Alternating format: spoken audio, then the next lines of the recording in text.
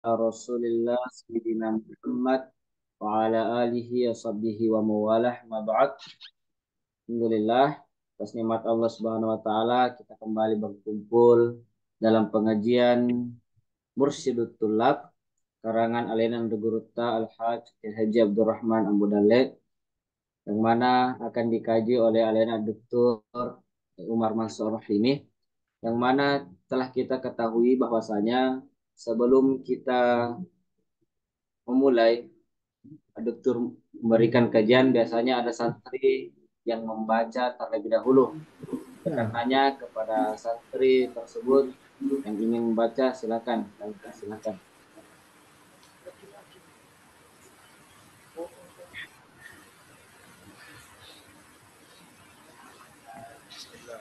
Bismillah. Assalamualaikum warahmatullahi warahmatullahi wabarakatuh. Waalaikumsalam. Al-Mabahatu Thalith fil aqsami hukmi taklifi wal hukmu taklifi kan qasim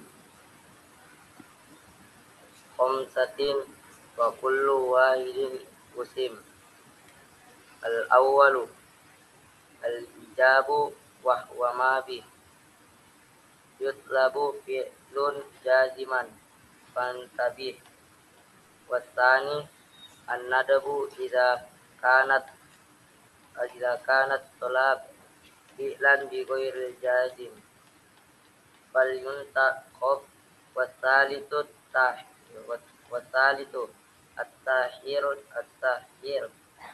wa ma talab kapan muhattaman idan fal yuntaqab. Rabi'uha karahatun wa huwa ma yatlubu kapan lam yakun muttaman. Qamisuha ibahatun haitun tafa fi fi'lihi wa tarkihi harjun kafa. Kelas? Begitu sekali. Ya, terima kasih kepada Anda ini. Harap kedepannya bagi yang membaca bisa sedikit lebih lancar. Kemudian kepada Al-Mukarram Al ini kami persilakan untuk melanjutkan. Tafadhal Syekh. Bismillahirrahmanirrahim. Alhamdulillahi rabbil alamin. Wassalatu wassalamu ala asyrafil anbiya'i wal mursalin wa ala alihi wa sahbihi wasallam wa ba'd. Alhamdulillah kita kembali melanjutkan kajian kita pada malam hari ini. Lanjutan pembahasan kitab Mursyid At-Tullab karya Andre Gurta Abdurrahman An-Nabdani rahimahullah ta'ala rahmatan wasi'ah. Kita masih pembahasan tentang aqsamul hukm taklifi, al-mabahats tsalits fi aqsamil hukm taklifi, pembagian hukum taklifi. Sebelumnya kita sudah jelaskan bahwasanya hukum taklifi itu terbagi menjadi 5 menurut jumhur ulama. Ya. Berbeda dengan Hanabila, mereka membagi hukum taklifi menjadi 7. Yang 5 ini, yang pertama kata Andre Gurta, al-awwal ijab wa huwa ma bihi yutlabu fi'lun jaziman fantabihi. Yang pertama yaitu al-ijab. Hukum yang pertama adalah al-ijab. Apa itu al-ijab?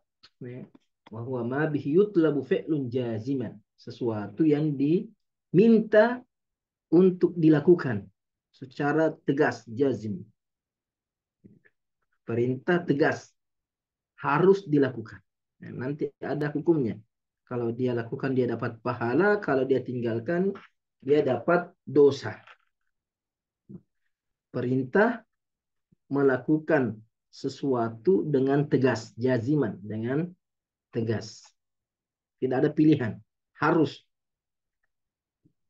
Pertemuan sebelumnya juga kita sudah jelaskan sebagian atau salah satu dari bentuk-bentuk kewajiban atau bentuk-bentuk atau tanda-tanda sesuatu itu menunjukkan kewajiban dalam Al-Quran dan hadis. Bagaimana kita tahu bahwa ayat atau hadis itu menunjukkan kewajiban, menunjukkan perintah wajib.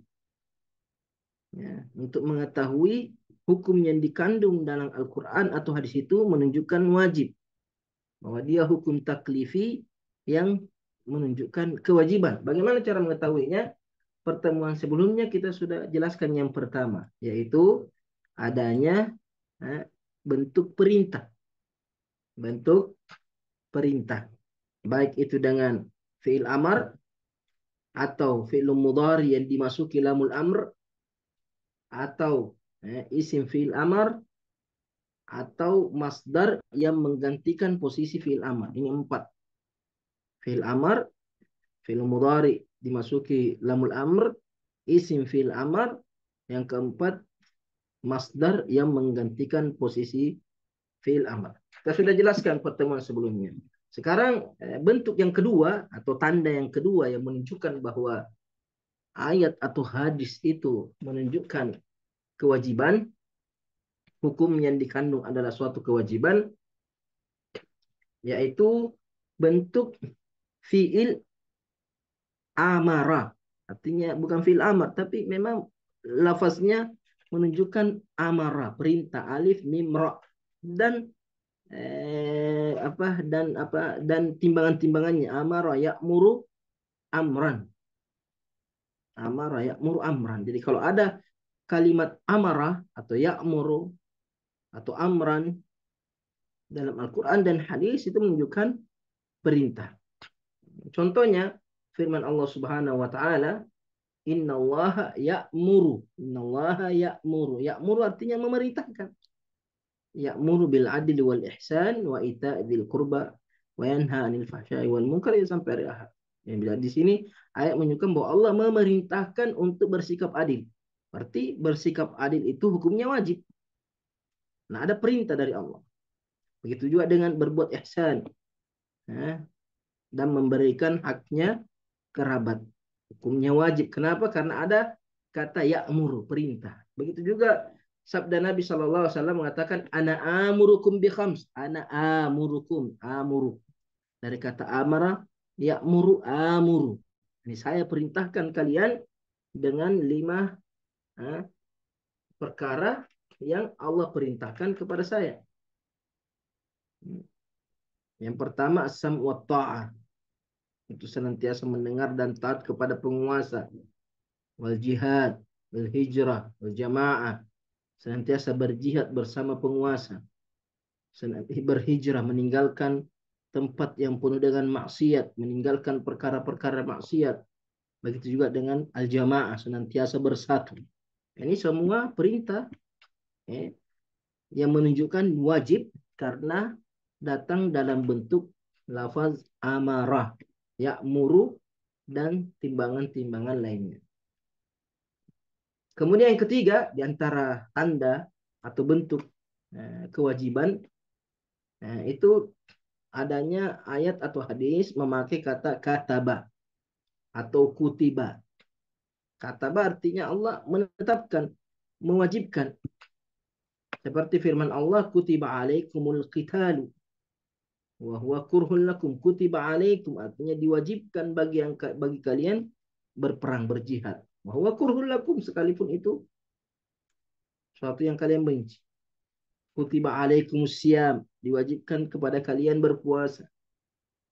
Kemudian dalam hadis Nabi SAW mengatakan, innallaha katabal ihsana ala kulli syai'. Allah mewajibkan berbuat ihsan terhadap segala sesuatu. Fa idza qataltum fa ahsinul qitla. Ahsinu. Ada kata ada perintah ahsinu. Wa idza dzabhtum fa ahsinu dzibh. Ini yang pertama, ini fil amr. Yang jelas Allah Subhanahu wa taala, Nabi mengatakan innallaha kataba alaikum al-ihsan. Innallaha kataba al-ihsana. Allah mewajibkan perbuatan ihsan. Kemudian yang keempat, bentuk lafaz farada. Farada menunjukkan berarti wajib juga, farada, fardu. Seperti firman Allah Subhanahu wa taala, suratun anzalnaha wa faradnaha. Faradnaha artinya kami wajibkan kepada kalian untuk mengamalkan surah tersebut atau ayat tersebut. Begitu pula dengan hadis Abdullah bin Abbas ketika Nabi mengutus Muaz ke negeri Yaman, Nabi mengatakan apa? Fa idza arafullah fa akhbirhum anna Allah farada alaihim khamsa salawat. Allah farada alaihim khamsa salawat, berarti Allah memfardukan, mewajibkan bagi mereka salat 5 waktu. Kemudian yang kelima, bentuk perintah atau bentuk kewajiban, ijab. Apabila datang dalam bentuk kata lahu alaika fi'lu kadza. Lahu alaika fi'lu kadza. Artinya dia punya hak engkau melakukan kewajiban ini. Seperti firman Allah, walillahi 'alan nasi hajjul bait. Walillahi. Wajib untuk Allah bagi seluruh manusia. Walillahi 'alan nas. Ini menunjukkan kewajiban. Nabi SAW mengatakan, walakum alaihinna alla yuti'na furushakum. Lahu alaihinna. Awlakum alaihinna. Untuk kalian para suami, wajib bagi istri-istri untuk tidak untuk tidak meniduri ranjang kalian. Tidak boleh seorang istri membiarkan seorang laki-laki tidur di ranjang suaminya. Hanya wajib. Lakum alaihinna. Untuk kalian para suami wajib atas istri-istri. Lillahi 'alan nas. Lahu 'alaika fi'lu kadza. Kemudian diantaranya juga bentuk khabar, bentuk pemberitahuan, tapi menunjukkan perintah. Artinya ada berita, tapi berita itu mengandung makna perintah.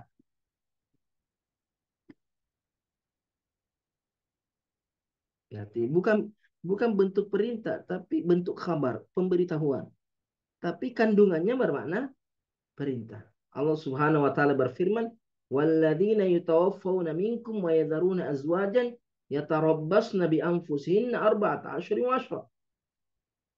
Yatarabbasna bi anfusihinna. Yatarabbasna di sini artinya pemberitahuan dari Allah bahwasanya orang-orang yang wafat di antara kalian, suami-suami, wafat suaminya, wa yadharuna azwajan, kemudian dia meninggalkan istri. Maka si istri ini melakukan melalui fase masa iddah, tidak boleh dia menikah selama 4 bulan 10 hari. 4 bulan 10 hari. Arba'at asyurin wa asyra. Jadi di sini yatarabbasna, mereka menahan diri selama 4 bulan 10 hari istri-istri. Di sini lafaznya bentuk berita, tapi secara makna dia mengandung perintah agar seorang istri ketika suaminya meninggal, dia tidak keluar dari rumahnya, tidak menikah melalui masa iddah selama 4 bulan 10 hari.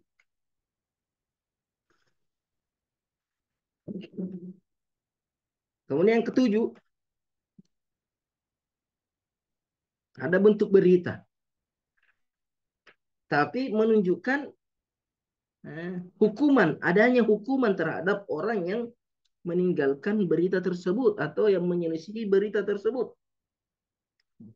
Seperti sabda Nabi SAW, man la yarham la yurham, man la yarham la yurham. Siapa yang tidak mengasihi, maka dia tidak juga dikasihi oleh Allah. Berarti hadis ini menunjukkan perintah supaya kita mengasihi orang lain. Karena kalau kita tidak mengasihi orang lain, maka Allah tidak akan mengasihi kita. Berarti di sini bentuknya bentuknya berita. Man la yarham la yurham. Siapa yang tidak mengasihi tidak akan dikasihi. Berarti seolah-olah Nabi mengatakan, Kasihi orang lain. Kalau kalian ingin, karena kalau kalian tidak mengasihi orang lain, maka kalian juga tidak akan dikasihi oleh Allah Subhanahu wa Ta'ala. Yang kedelapan,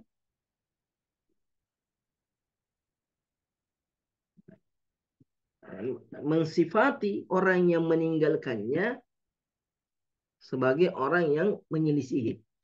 Artinya, orang yang meninggalkan perbuatan tersebut dianggap durhaka atau dianggap telah melakukan pelanggaran. Seperti hadis Nabi SAW mengatakan, syarrut ta'ami ta'amul walimah. Seburuk-buruk makanan adalah makanan walimah pernikahan. Yud'a lahal agniya wa yutraku al-fuqara.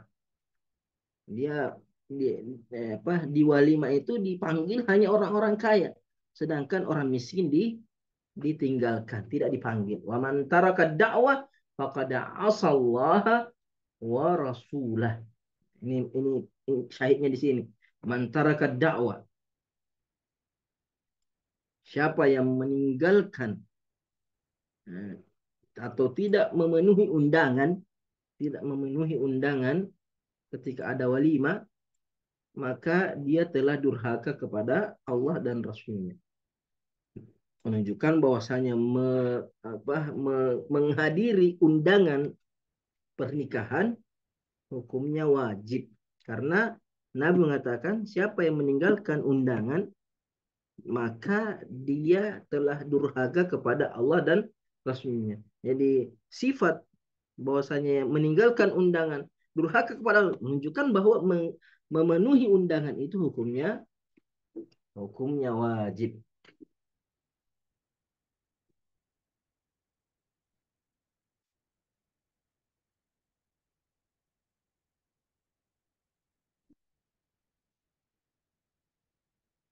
Kemudian terakhir, bentuk yang terakhir, yang ke-9, ada 9 bentuk.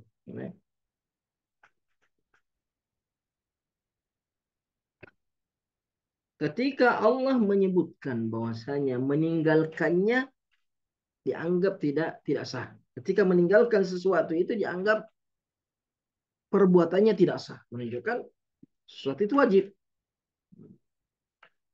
Contohnya di sini, Nabi mengatakan la salata liman lam yaqra bi Fatihatil Kitab.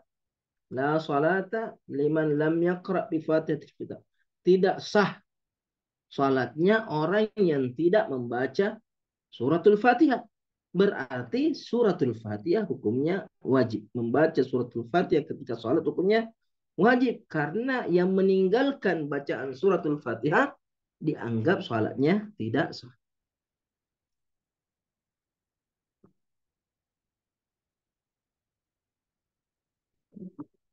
Ini 9 model atau bentuk yang menunjukkan suatu hukum itu wajib. Suatu hukum itu wajib. Ini yang 9 ini harus dipahami karena kalau tidak paham ini yang 9 berarti tidak tahu kapan itu wajib, kapan sesuatu itu diwajibkan.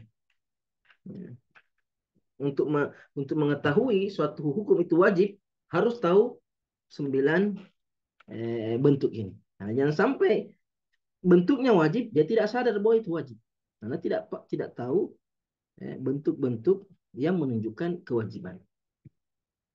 Kemudian hukum yang kedua yang disebutkan oleh Andre Gruta, beliau mengatakan apa? Wasaniyun nadbu idza kanat talab fi'lan bighairi jazimin falyuntakhab. Wasaniyun nadbu idza kanat talab fi'lan bighairi jazimin falyuntakhab. Hukum yang kedua, hukum taklif yang kedua adalah an-nadbu. Apa itu an-nadbu?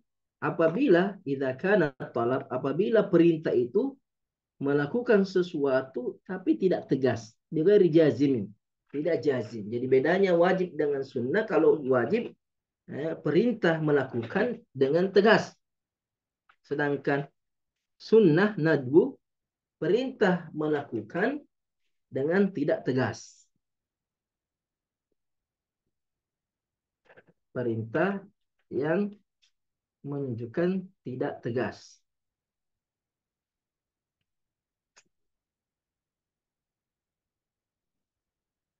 Ada beberapa bentuk atau tanda sesuatu itu menunjukkan tidak sesuatu itu menunjukkan sunnah. Sesuatu itu menunjukkan sunnah. Sebagaimana ada sigatul ijab, ada sigatul nadb. Sigatul ijab bentuk-bentuk bentuk-bentuk yang menunjukkan sesuatu itu wajib. Sekarang tak bentuk-bentuk yang menunjukkan sesuatu itu sunnah atau nadb, mandub.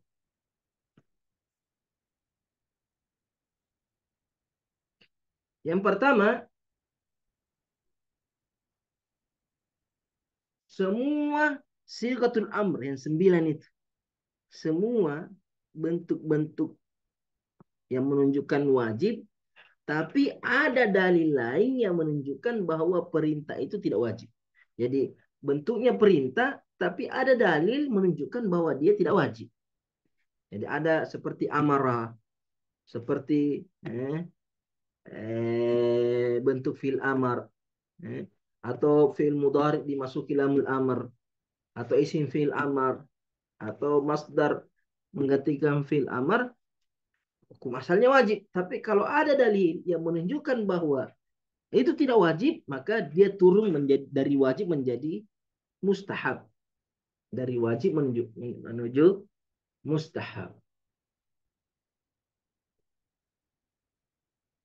Ada petunjuk, ada dalil yang menunjukkan bahwa perintah tersebut derajatnya tidak sampai kepada kewajiban, hanya mustahab atau nadb.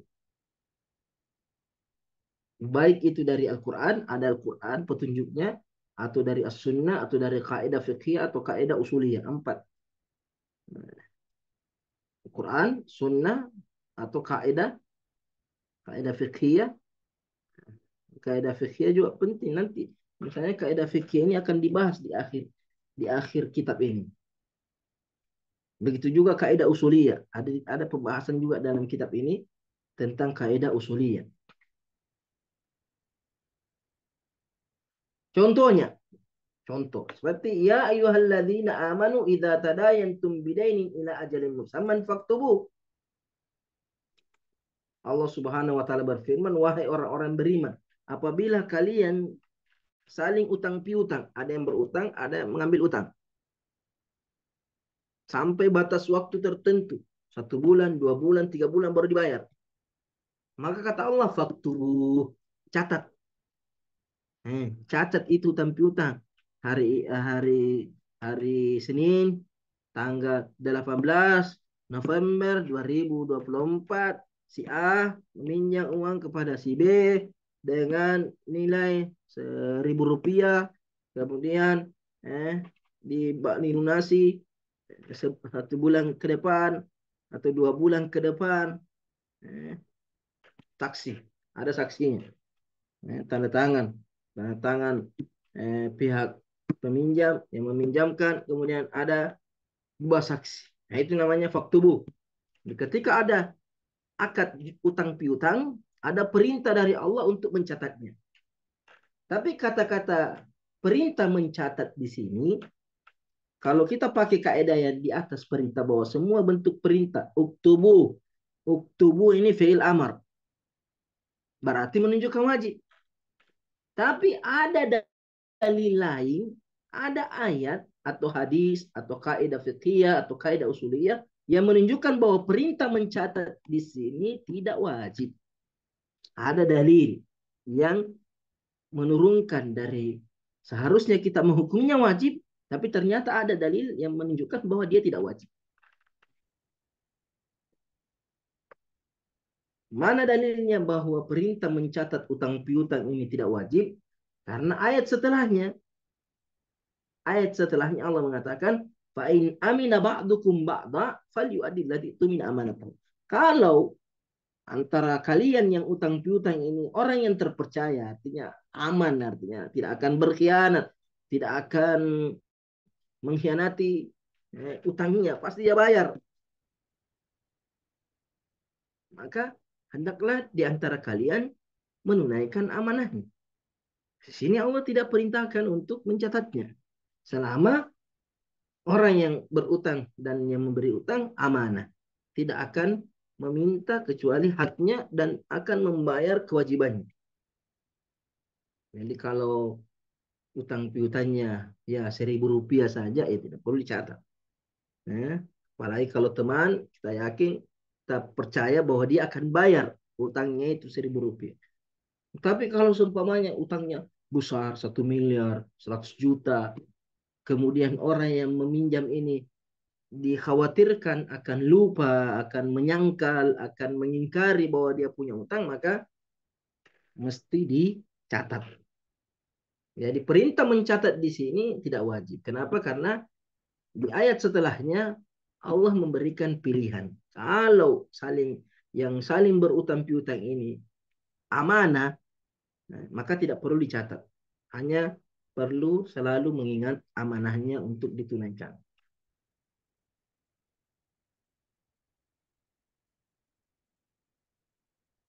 Satu saja contohnya.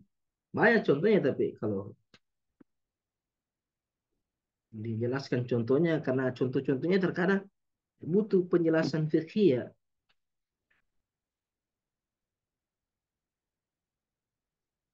Kemudian yang kedua, bentuk atau tanda bahwa hukum itu sunnah atau nadib bukan wajib. Ya. Semua berita, bentuk berita, karena dalam bahasa Arab itu ada namanya insya, ada namanya khabar.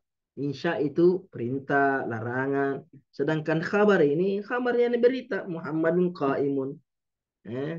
Mubtada khabar. Semua bentuk berita yang mengandung anjuran. Artinya ada ayat yang menganjurkan. Anjuran yang tidak menunjukkan perintah. Contohnya di sini seperti kalau ada yang mengatakan man qala kadza wa kadza, maka dia mendapat, siapa yang membaca doa ini dia mendapatkan ini. Siapa yang, artinya anjuran. Ada bentuk anjuran. Jadi kita bisa pahami dari hadis atau ayat menunjukkan bahwa ini cuma anjuran. Seperti Nabi mengatakan man qala idza kharaja min baiti. Siapa yang mengucapkan ketika keluar dari rumahnya, Bismillahi tawakkaltu ala Allah la haula wa la quwata illa billah, yuqalu lahu, akan dikatakan kepadanya kufita wa wuqita wa tunha anhu asyaitan. Wa tunha anhu asyaitan. Artinya ada balasan bagi orang yang membaca zikir ini. Menunjukkan bahwa membaca zikir ini tidak wajib. Kenapa? Karena tidak ada ancamannya. Hanya mengatakan siapa yang membacanya dapat ini. Nah, ini bentuk menunjukkan bahwasanya itu tidak wajib. Maka seperti juga ini hadis Nabi Shallallahu Alaihi Wasallam, man qala hina yasma'un nida, siapa yang mengucapkan ketika mendengarkan azan, Allahumma rabb hadhihi da'wati tammah salatil qa'imah ati Muhammadan al-wasilata wal fadilata wa ba'athu maqaman mahmudan alladhi wa'adta, halat lahu syafaati yaumil qiyamah, berhak mendapatkan syafaatku pada hari kiamat. Ini menunjukkan bahwasanya membaca doa ini hukumnya sunnah, tidak wajib. Karena hanya bentuk motivasi, hanya dalam bentuk motivasi. Kalau kita baca ya kita dapat syafaat. Kalau kita tidak baca ya tidak dapat syafaat. Itu saja pilihan. Kalau mau dapat syafaatnya Nabi, baca doa tersebut. Kalau tidak mau ya urusan tak usah baca. Jadi ada bentuk pilihan. Mau dapat pahala atau tidak. Berarti menunjukkan pilihan.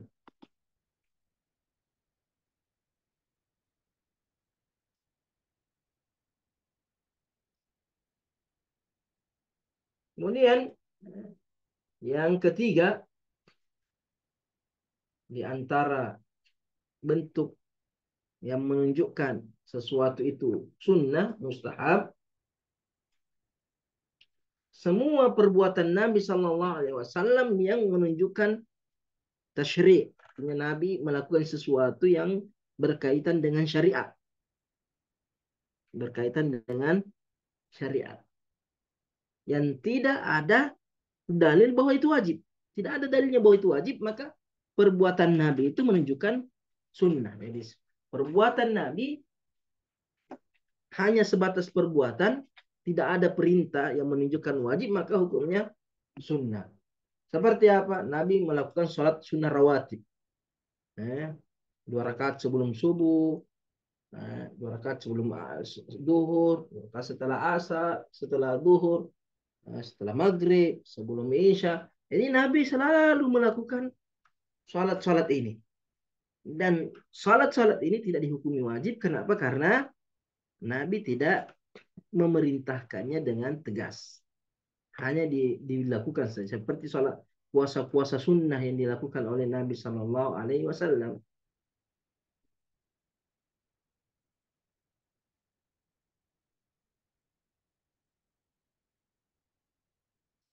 Itu kalau dia lakukan dalam bentuk tasyri'.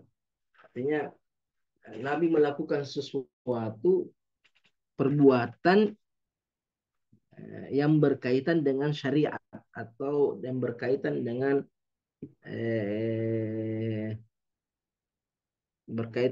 urusan agama.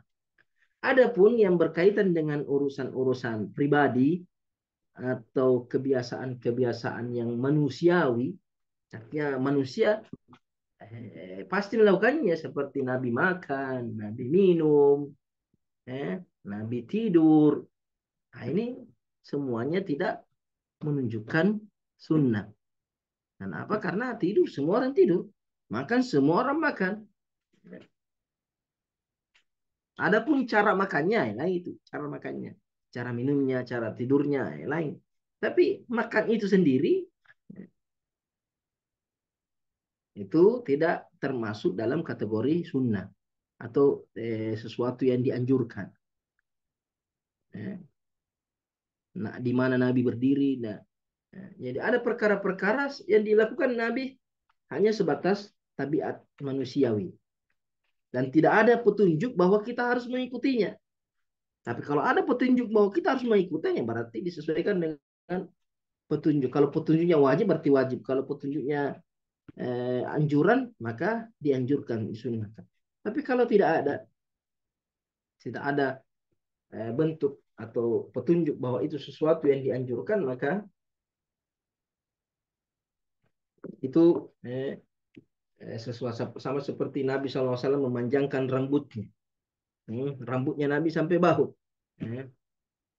Jadi ini yang Nabi lakukan ini bukan dalam bentuk tasyri' bahwa kita harus memanjangkan rambut. Dan Nabi juga tidak menganjurkan untuk memanjangkan rambut. Artinya Nabi melakukan itu karena tabiatnya, keadaan orang di masa Nabi rata-rata memanjangkan rambut karena kondisinya di masa itu. Kemudian yang keempat, di antara bentuk sunnah atau bentuk nadab, kalimat-kalimat yang menunjukkan keutamaan. Ada bentuk keutamaannya. Afdal, lebih baik, lebih mulia. Seperti hadis Nabi Sallallahu Alaihi Wasallam, man tawadda yaumal jum'ah fa biha wa ni'mat.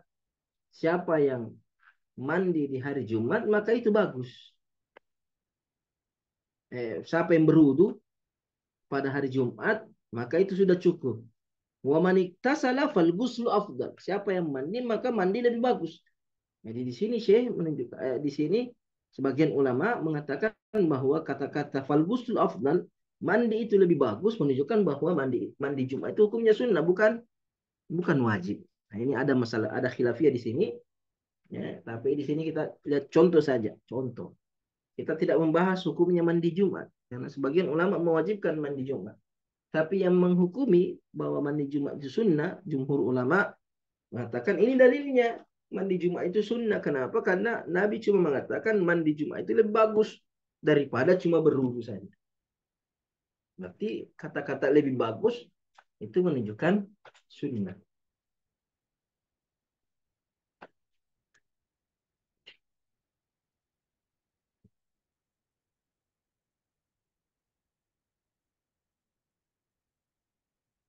Kemudian di antara contohnya juga Nabi mengatakan afdalus sadaqah saqyul ma.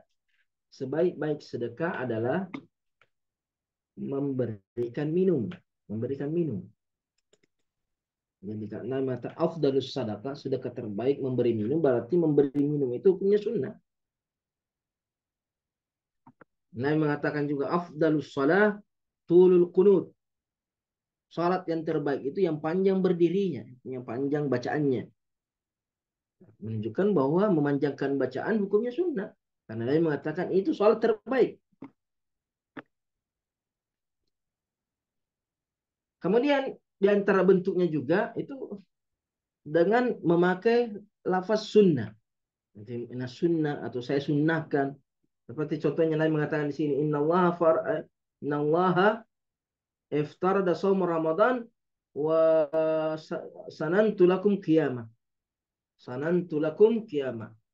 Allah mewajibkan kalian berpuasa pada bulan Ramadan dan saya sunnahkan bagi kalian qiyamah, mendirikan sholat malamnya. Dan Nabi mengatakan sanantu, saya mensunnahkan. Berarti hukumnya sunnah karena Nabi memakai kata sunnah sanana. Ini contoh saja karena hadisnya dhaif. Kemudian Ibnu Umar mengatakan inna minas sunnah ayyaktasila idza arada ayyuhrim wa idza arada ayyadkhula Makkah. Ini ucapannya Ibnu Umar. Mengatakan di antara sunnah adalah mandi ketika ingin memakai pakaian ihram. Begitu pula mandi ketika ingin masuk kota Mekah. Sunnah di sini menunjukkan bahwa Nabi melakukan itu dan hukumnya sunnah.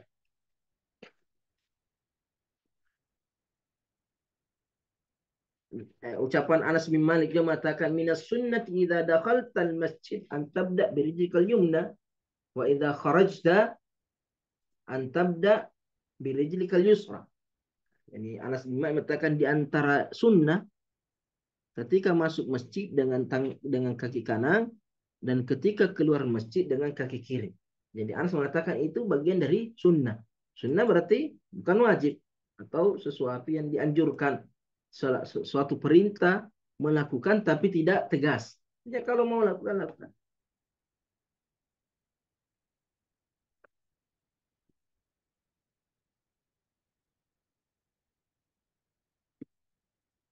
Itu diantaranya.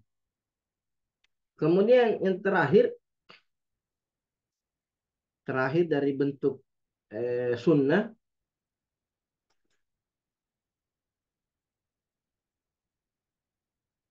tidak ada hukuman bagi orang yang meninggalkannya ketika tidak menyebutkan hukuman bagi orang yang meninggalkannya atau tidak ada celaan bagi orang yang meninggalkannya.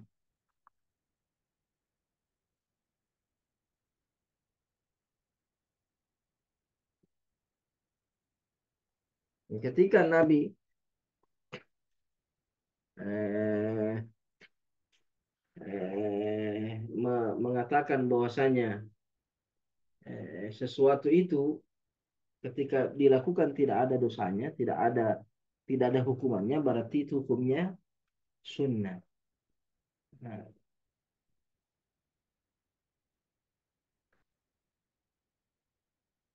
kemudian selanjutnya yang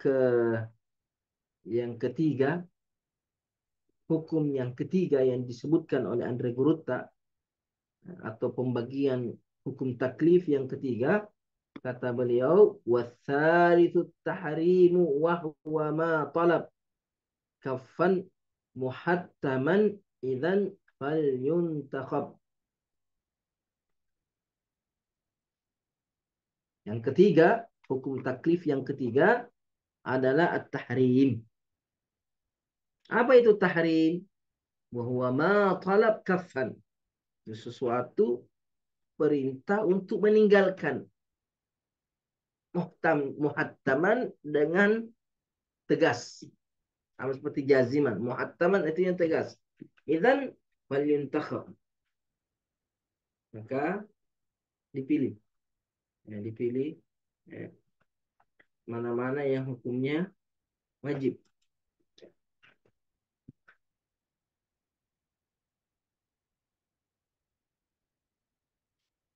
Kemudian seperti tadi juga ada bentuk-bentuk tahrim. Bagaimana cara mengetahui bahwa sesuatu itu haram dalam Al-Quran ataupun dalam Sunnah? Hadis. Yang pertama ada lafaz tahrim. Lafaz Allah mengatakan haram, seperti Allah mengatakan inna wa halallahu al-bai'a wa harrama riba. Haram arti haram. Jelas lafaz tahrimnya. Sabda Nabi SAW, kullul muslimi 'alal muslimi haramun damuhu. Setiap muslim terhadap muslim yang lainnya haram menumpahkan darahnya. Berarti menumpahkan darah hukumnya haram. Nah, Allah sendiri mengatakan haram. Wa maluhu, haram mengambil hartanya. Wa irduhu, haram menjatuhkan kehormatannya.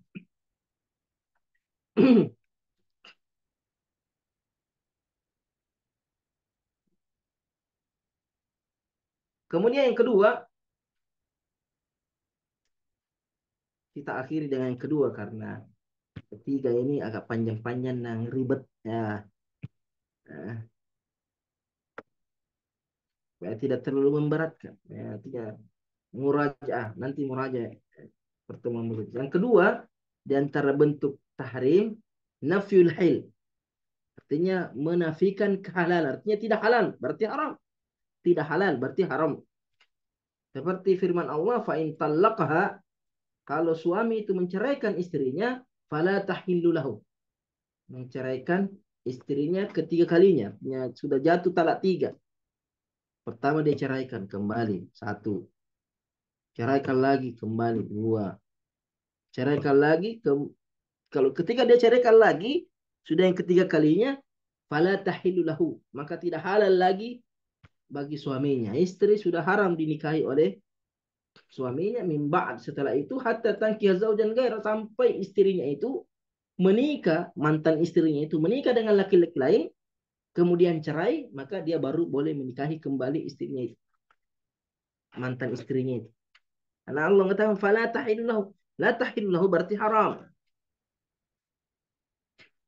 Contohnya dari hadis Nabi mengatakan la yahillu li muslim, tidak halal bagi seorang muslim, berarti haram. Ayah jura akhahu fauqa thalatha layali, menjauhi, memboikot, membombe saudaranya muslim melebihi 3 hari atau 3 malam. Tidak boleh. Baku bombe cuma boleh 3 hari saja. Sudah itu wajib dia berbaikan. Karena Nabi mengatakan la yahil. La yahil berarti haram memutuskan hubungan dengan saudaranya semuslim lebih dari 3 hari atau 3 malam. Apalagi kalau keluarga sendiri, nggak boleh, haram. Ini kalau sudah bertahun-tahun baku bombe, berarti bertahun-tahun dia berdosa. Karena yang halal cuma 3 hari saja, 3 malam. Lebih dari 3 hari, lebih 3 malam, haram semua itu. Jadi dia hidup dalam keharaman. Dia hidup dalam dosa haram. Kenapa? Memutus hubungan. Ya, hajur, menghajar. Menghajar artinya memboikot, menjauhi, tidak mau bicara, tidak mau ketemu. Nah, ini dua bentuk-bentuk tahrim. Nanti ada lagi beberapa di antaranya, ada berapa di sini? 8. Ambil 2. Nanti pertemuan berikutnya baru kita jelaskan lagi bentuk-bentuk tahrim. Ya. Nah, ini pertemuan kita malam hari ini. Kalau ada pertanyaan, tafadhol.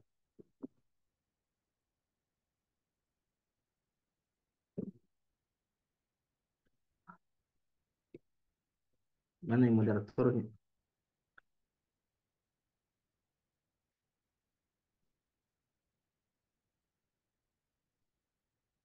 Nah, Ada yang mau bertanya?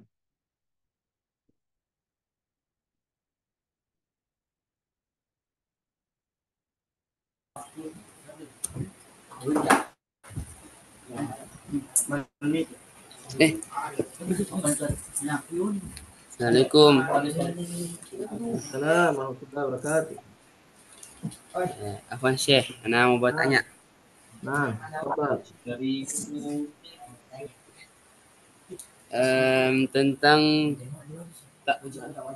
tadi tentang hadis memutus silaturahim. Jadi bagaimana kalau misalnya kan dikatakan di dalam hadis bahwa batas pembombekan hanya sampai 3 hari maksimalnya.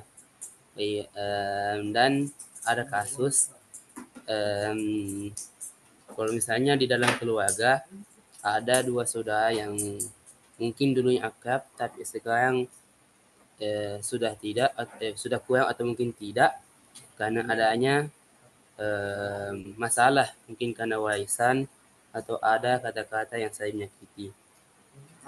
Terus permasalahan itu sudah dalam sekarang sekali Syekh, dan salah satu pihak yang sudah mulai sudah mulai mungkin sudah baik, tapi di pihak lainnya dia masih merasa sakit hati, tapi mau memaafkan, tapi merasa sakit hati dan gengsi, jadi belum mau memaafkan tapi gengsi. Jadi bagaimana itu Syekh kalau kayak begitu? Jadi kalau dia sudah berusaha, ya, dia sudah berusaha memperbaiki diri, ya, sudah mau menyambung silaturahim, nah itu dia sudah lepas dosanya. Jadi yang tidak mau yang berdosa, jadi yang masih masih masih marah, masih jengkel, masih benci, dia yang menanggung dosanya. Ya. Yang berdosa kalau sama-sama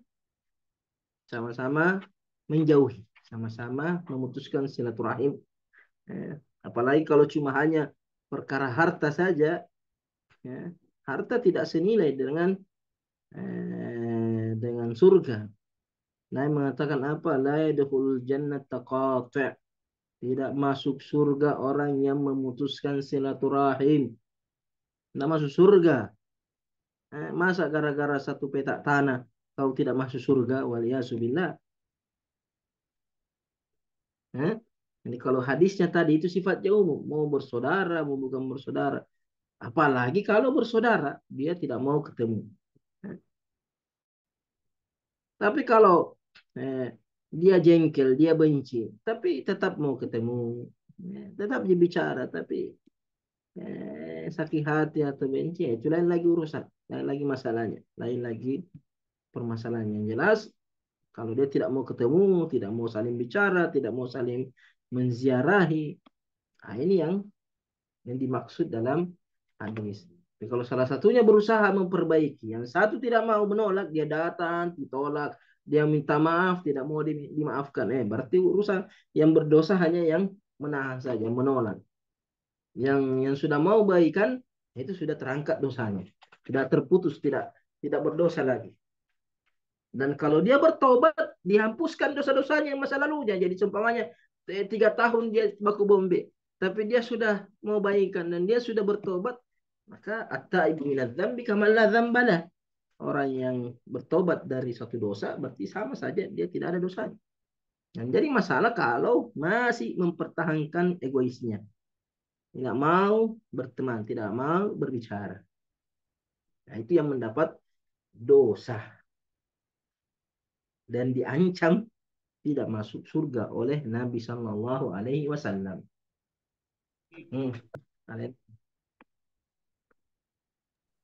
Ya, terima kasih kepada dokter telah memberikan jawaban yang sangat memuaskan bagi kami.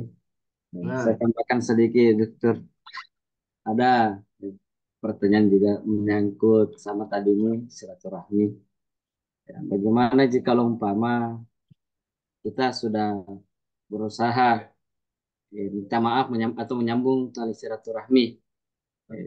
Apakah pertanyaannya kemudian jika dia orang ini yang mau diajak berbaikan tapi tidak mau, apakah ada tenggat waktu kita harus berusaha lagi, umpama bulan kemudian kita usahakan lagi, usahakan lagi begitu Nah, tadi. terus berusaha. Hanya kalau dia sayang sama saudaranya, dia harus berusaha terus. Karena jangan biarkan saudaranya tidak masuk surga gara-gara masalah itu. Masya Allah. Eh, Bujuk, dikasih hadiah, dikasih apa saja. Dikasih apa yang dia mau. Kalau seumpamanya dia minta itu tanah, padahal itu hak kita, kasih itu tanah. Daripada masuk neraka saudaramu. Oh ya, mau sih. Masa Ya, gara-gara ya. tanah, pasti Allah gantikan yang terbaik. Yakin saja rezeki itu Allah yang tanggung, yang jamin. Masa gara-gara harta putus silaturahim? Seharusnya harta dipakai untuk menyambung silaturahim. Harta di harta diinfakkan, disedekahkan untuk menyambung silaturahim, bukan harta menjadi sebab terputusnya silaturahim. Memang berat ini, bukan, makanya Nabi mengatakan laisal wasil bil mukafi, bukan silaturahim itu kalau saling-saling bagus-bagus satu datang ziarah, itu bukan silaturahim sesungguhnya kata Rasulullah. Yang sesungguhnya silaturahim itu antuasil mangkata, menyambung orang yang memutuskan. Dia memutuskan, kita terus berusaha. Datangi, datangi, datangi. Ya, berarti kita dapat pahala besar di situ. Karena kita berusaha memperbaiki hubungan yang terputus. Jadi kalau dia menolak, Ah, urusannya dia dengan Allah. Yang penting kita berusaha terus. Tanya kabar, baiki keluarganya. Kalau ada anaknya, kunjungi anaknya. Lama-lama juga akan dulu. Apa kalau dikasih hadiah, kasih oleh-oleh, apa saja. Berusaha supaya hubungan keluarga menjadi baik. Yang jadi masalah terkadang orang tuanya bermusuhan, anaknya ikut tolong satu geng. Nah, ini berarti bahkan terkadang orang tuanya yang suruh anaknya, jangan ketemu dengan itu, jangan. Berarti betul. kamu yang bermasalah, kamu ajak juga anakmu bermasalah. Nah, ini yang harus seperti itu. Jadi kalau orang tua kita bermasalah, jangan kita ikutan. Tetap baik kepada keluarga. Sekalipun orang tua kita nanti saya harus setia dengan orang tua saya harus bukan begitu caranya setia kepada orang tua. Kau bantu orang tuamu bermaksiat, kamu bela orang tuamu dalam maksiat, itu maksiat juga. Jadi kalau orang tua bermusuhan, ya kita berusaha mendamaikan dan jangan ikut-ikutan memutuskan silaturahmi. Nah, Nah, syukur. Ya, kami ucapkan terima kasih kepada dokter yang telah memberikan penjelasan tentang syair-syair dari kitab Mursyidut Tulab tadi, tentang bagaimana model-model dalil dan maksudnya bagaimana. Kemudian kami kembali memohon kepada dokter untuk memimpin doa. nah. Bismillahirrahmanirrahim. Alhamdulillah Rabbil Alamin. Wassalatu wassalamu ala ashrafil anbiya wal mursalin wa ala alihi wa sahbihi wasallam. Wa ba'd. Allahumma inna nas'aluka bi annaka anta Allah la ilaha illa anta al-ahadus samad alladhi lam yalid wa lam yulad wa lam yakul lahu kufuwan ahad. La ilaha illa anta subhanaka inni kuntu minadh dhalimin. Allahumma rabbana zalamna anfusana wa in lam taghfir lana wa tarhamna lanakunanna minal khasirin. Amin. اللهم ربنا لا تزغ قلوبنا بعد إذ هديتنا وهب لنا من لدنك رحمة إنك أنت الوهاب. اللهم Amin. علمنا ما ينفعنا وانفعنا بما علمتنا. اللهم رب زدنا علما. اللهم إنا نعوذ بك من علم لا ينفع ومن قلب لا يخشى ومن نفس لا تشبع ومن دعاء لا يستجاب له. اللهم اغفر Amin. لنا ولوالدينا وارحمهما كما ربينا صغارا. ربنا آتنا في Amin. الدنيا حسنة وفي الآخرة حسنة وقنا عذاب النار. وصلى Amin. الله على محمد وعلى آله وصحبه وسلم. والحمد لله رب العالمين. Kemudian mari kita bersama-sama menutup pertemuan kita pada kali ini dengan bersama-sama mengucapkan doa kafaratul majelis. Subhanakallahumma bihamdik asyhadu an la ilaha illa anta astaghfiruka wa atubu ilaik. Wabillahi taufiq wa da'watu wal irsyad. Wassalamualaikum warahmatullahi wabarakatuh. Waalaikumsalam warahmatullahi wabarakatuh.